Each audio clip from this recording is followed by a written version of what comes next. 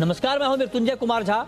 शाम के 5:30 बज चुके हैं और अगले आधे घंटे तक आपके सवालों का सबसे बड़ा मंच तैयार है। अगर आपने कमोडिटी में ट्रेड किया है या फिर नया ट्रेड करना चाहते हैं, जानना चाहते हैं कि आपके लिए कहां पर कमाई के मौके बनेंगे, तो आप सवाल पूछिए। नंबर आप नोट कर लें 02223001634। इसके अलावा आप 02223001635 पर भी अपना सवाल पूछ सकते हैं।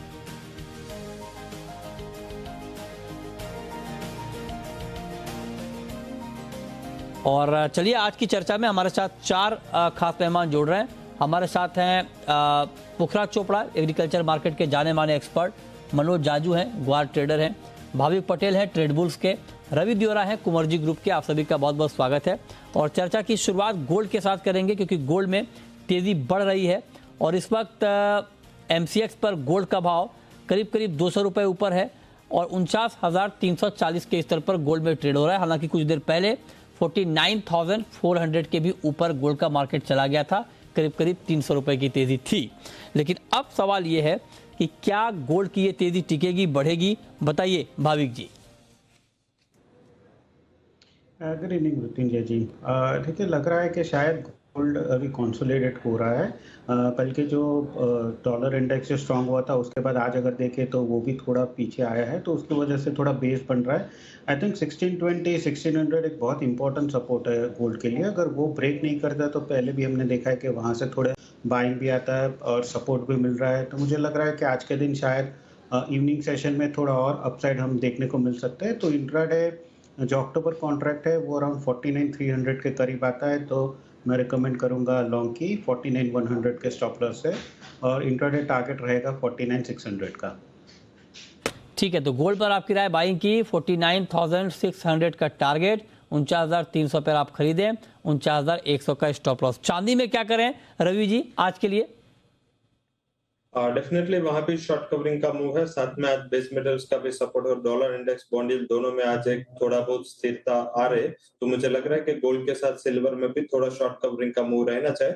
हालांकि थोड़ी वोलेटिलिटी होने की वजह से थोड़ा बाय ऑन डिप्स का स्ट्रेटेजी वहां पे रखना चाहिए। 55,800 के करीब एक बार बाई का ट्रेड लेना है। डाउन साइड जो स्टॉप लॉस मैं रिकमेंड कर रहा हूँ वो 55,510 का स्टॉप लॉस रिकमेंड कर रहा हूँ। ऊपर के बाजू मुझे लग रहा है कि इवनिंग ट्रेडिंग सेशन में गोल्ड के साथ एक शॉर्ट कवरिंग वहां पे आना चाहिए। 56,480 तक के लेवल्स आपको इंट्राडे में देखने को मिल सकते हैं।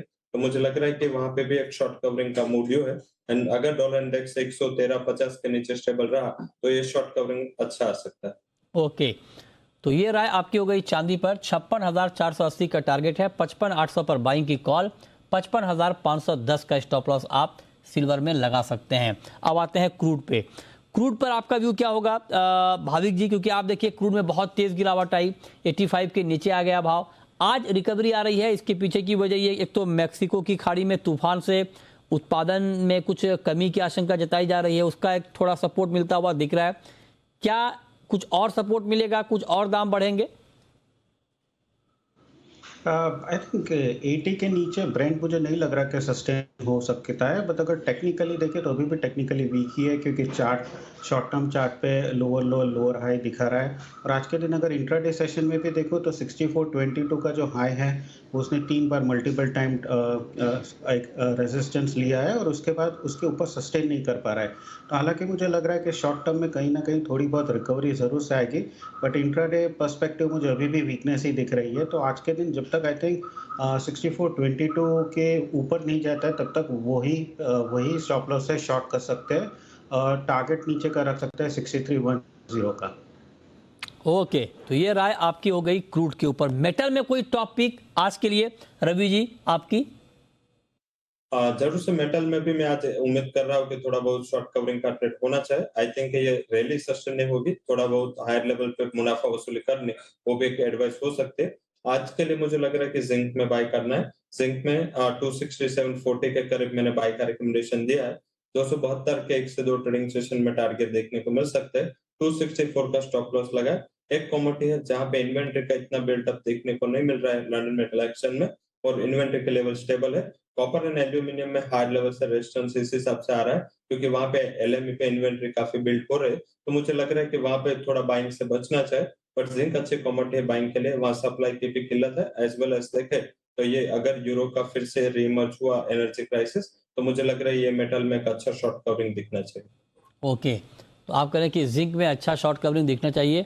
272 के टारगेट के लिए आप 267 रुपये 40 पैसे पर जिंक बाई कर सकते हैं। 264 रुपये के स्तर पर आप जिंक में स्टॉप लॉस लगा सकते हैं, यह आप ध्यान रखें। और इस वक्त मार्केट में ताज़ा भाव जिंक का 268 रुपये 50 पैसे का है जिंक में। चलिए, ये तो बात हो गई नॉन एग्री मार्केट की, लेकिन एग्री मार्केट में ग्वार में क्या हलचल है। ग्वार में आज हालांकि थोड़ी तेज़ी आई है, हालांकि तेज़ी की रफ्तार बहुत धीमी है और ग्वार सीड का मार्केट तो 1% भी नहीं बढ़ा है। और लेकिन लंबी गिरावट के बाद पिछले कुछ दिनों में बहुत तेज़ गिरावट आई, उसके बाद आज थोड़ा सा मार्केट संभला है। हमारे साथ दो एक्सपर्ट हैं, पुखराज चोपड़ा है एग्रीकल्चर एक्सपर्ट और मनोज जाजू जुड़ रहे हैं। आप दोनों का बहुत स्वागत है। पुखराज जी, सबसे पहले तो आपको बहुत बधाई सर। मुझे जब ग्वार का मार्केट लगातार बढ़ने लगा था और 5300 के आसपास पहुंच गया था, और तब भी जब हमने आपसे बात की तो आपने बहुत मजबूती से ये बात कही कि क्रॉप ठीक ठाक, मतलब प्रोडक्शन लास्ट ईयर के मुकाबले बहुत बेहतर है और उसमें जो अलग अलग फिगर आ रहे हैं डैमेज के वो गलत हैं। आपने कहा कि डैमेज है लेकिन उतना नहीं है जितना बताया जा रहा है। और आपने जब मार्केट लगातार सर्किट पे सर्किट लग रहा था तब भी अपनी आप बात से हटे नहीं, आपने कहा कि क्रॉप का कंडीशन बहुत अच्छा है, लास्ट ईयर के मुकाबले उत्पादन काफी बेहतर होने वाला है। अभी भी यही सीन है सर ग्राउंड पे या बदला है कुछ? बिल्कुल मर्चेंट जी, यही सीन है। और ये चूंकि कोई भी बाजार जब फ्यूचर में चलता है, वायदा में चलता है, तो थोड़ी बहुत गड़बड़ तो आती है और बिना किसी वजह की भी गड़बड़ आ जाती है। लिवाल आते हैं, बिकवाल आते हैं या किसी की कटिंग होती है, बाकी वैसे कोई तेजी मंदी नहीं है। और गवार के व्यापार में भी कहीं भी उत्साह नहीं दिखाई दे रहा है। जो नया गवार है अभी मंडियों के अंदर लगभग 3-1000 बोरी आ रहा है। तो इसकी अराइवल धीरे धीरे जैसे जैसे कटाई होगी, पहले पक्की जमीनों पे कटाई होगी नहरी, उसके बाद में बरानी का नंबर आएगा, फिर कटाई होगी तो आमदनी शुरुआत होगी। तो मृत्युंजय जी, जिस तरह की सोशल मीडिया पे खबरें थी कि इतना ज्यादा नुकसान हो गया है कि ऐसा लगने लगा एक बार तो कि जिस तरह से क्रूड माइनस में गया वैसे ग्वार की फसल भी माइनस में चली जाएगी। तो ये सिर्फ अफवाहें भर थी। बाकी मैं अपनी बात पे आज भी कायम हूँ। लास्ट सेशन में आपने मेरे से सवाल पूछा था क्या ये भाव जस्टिफाइड है, सही है, तो मैंने आपको कहा था कि हाँ 4800 से 52 के आसपास के भाव इसके जस्टिफाइड हो सकते हैं ये। अच्छा, तो अभी भी उसी स्थिति में, इसमें कोई नया फेरबदल नहीं आया है। अब जैसे जैसे फसल आएगी, जैसे जैसे डिमांड आएगी और डिमांड किस तरह की रहेगी उसी तरह से बाजार बिहेव करेगा मृत्युंजय जी। तो आप कह रहे हैं कि फसल ठीक है, बहुत ज्यादा डैमेज नहीं है, लेकिन आप बताइए मनोज जी, ऐसे में क्या आपको लगता है कि जो बात बीच में हो रही थी कि 40% 50% फसल डैमेज हो जाएगी, वो बात गलत थी मनोज जी? गलत बात बताई जा रही थी? देखिए, अब पिछले 10 रोज में पहले तो ऐसा नहीं लग रहा था कि इतनी क्रॉप डैमेज है, 10-20% का लॉस लग रहा था। लेकिन अब पिछले 10 रोज से थोड़ा ये डैमेज पोजीशन फसल की और बढ़ गई। अब ऐसा सीन, और कुछ जिन एरियो में ग्वार अभी शुरुआती दौर आने लगा है, इस बार खास एक नेगेटिव बात जो सामने आ रही है ना, वो इल्ड की शिकायत है। काफी इल्ड इस बार ज्यादा बारिश हुई, लगातार 1.5 महीने मौसम नहीं खुला, उस वजह से फाल कम आया, और फाल जो आया है उसके अंदर दाना पूरा मैच्योर नहीं आ रहा। तो ये उत्पादन आप ओवरऑल कितना देख रहे हैं प्रोडक्शन? आप प्रोडक्शन का सीन देखो, अभी नंबर्स की तो सही तरीके से बात नहीं कर सकते क्योंकि पश्चिमी राजस्थान अभी शुरू नहीं हुआ। फिर भी आकलन आपका? मेरा आकलन अब से 15-20 रोज पहले मुझे लग रहा था कि 1.25 के आसपास हो जाएगी क्रॉप, जो मुझे अब यूं लगने लग गया कि ये लगभग 1 करोड़ बोरी के आसपास है, 10-5% प्लस माइनस। और अगर 1 करोड़ बोरी की क्रॉप उतरेगा, 1.25 करोड़ की डिमांड है। डिमांड एक खास बात है कि पिछले 6 महीने से डिमांड खूब बढ़ी है एक्सपोर्ट के अंदर, तो ये ऐसा लग रहा है कि 1.25 करोड़ के आसपास इस साल की खपत रहनी चाहिए डिमांड के अंदर। ठीक है। और क्रॉप जस्टिफाई नंबर तब होगा जब ये पश्चिमी राजस्थान की क्रॉप आने लग जाएगी 15-20 दिन के बाद, थोड़ा थोड़ा तो शुरू आप हो कह रहे हैं कि 1 करोड़ के आसपास की फसल रहेगी। हालांकि पिछले साल 1 करोड़ बोरी आप कह रहे हैं, तो 50 लाख बोरी के आसपास का प्रोडक्शन था, तब भी लास्ट ईयर के मुकाबले 65 डबल है। लाख बोरी मेरा था पिछले साल। कितना था सर आपका? 60 से 65 लाख। ठीक है, तो पुखराज जी, 1 करोड़। हाँ पुखराज जी, ये क्या 1 करोड़ बोरी के आसपास की फसल रहेगी, ये आपका भी मानना है या आपको लगता है कि 1.25 करोड़ के ऊपर? देखिए मृत्युंजय जी, मैं तो अभी इसलिए नहीं बोल सकता कि क्योंकि हमारा 2 अक्टूबर को सेमिनार है, तो क्योंकि मेरा ये कर्तव्य बनता है कि मैं सेमिनार से पहले इस तरह का डिस्क्लोज नहीं करूं। हाँ। और मैं एक बात जरूर कहना चाहूंगा मृत्युंजय जी, हाँ। कि ये जो फसल को नफे नुकसान की खबरें आ रही है, जैसे मनोज जी ने भी बताया, मनोज जी ने अपने तरीके से बहुत सही बताया कि इसमें क्या है, कहीं नहरी एरिया है, वहाँ पे ग्वार पक गया और बारिश गिर गई, वहाँ पे ग्वार का नुकसान हुआ है। जी। समतल जमीन है, रेतीली जमीन है, वहाँ पे कितनी बरसात गिर जाए कोई नुकसान का सवाल नहीं है।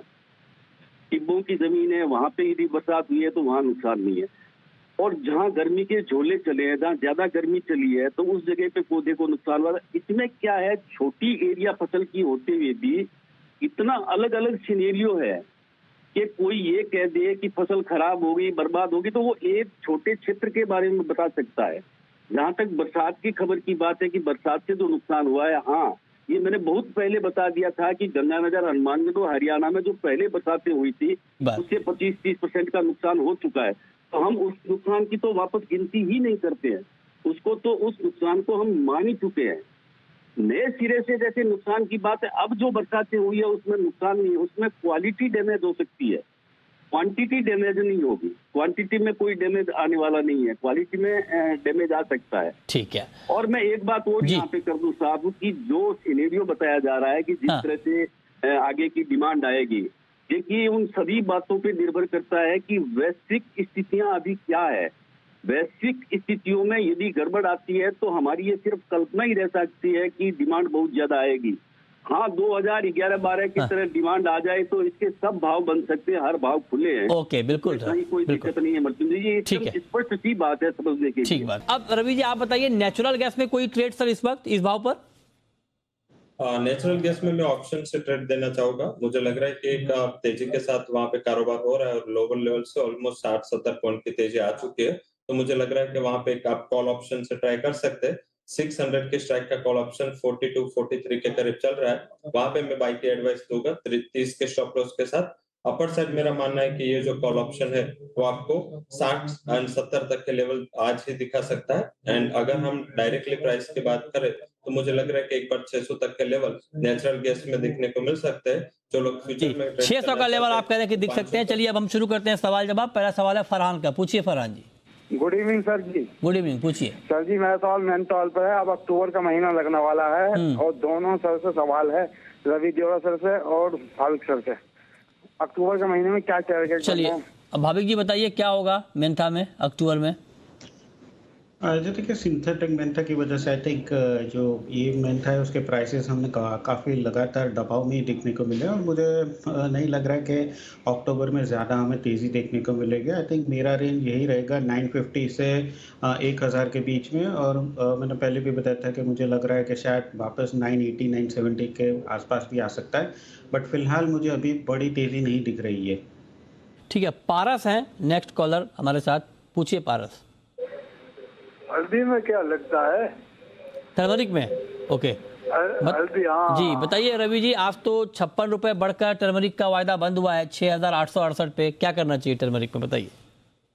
टर्मरिक में मैंने बिग वाली की भी आज रिकमेंडेशन दी है। मुझे लग रहा है कि 7000 के ऊपर जो इस हिसाब से फंडामेंटल है, इस हिसाब से वहां पे टिकना मुश्किल है। 6880 के करीब सेल करके चलना है। 6740 तक के टारगेट मैं एक्सपेक्ट कर रहा हूँ। ऊपर 6960 के स्टॉप लॉस के साथ ये ट्रेड लिया जा सकता है। मुझे लग रहा है कि थोड़ा रेजिस्टेंस रहेगा और हायर लेवल से सेल करना एक बेटर स्ट्रेटेजी हो सकती है। ठीक है, बहुत शुक्रिया रवि जी आपका और भाविक जी आपका हमारे साथ जुड़ने के लिए और बताने के लिए आज कहां पर ट्रेड का मौका बनेगा।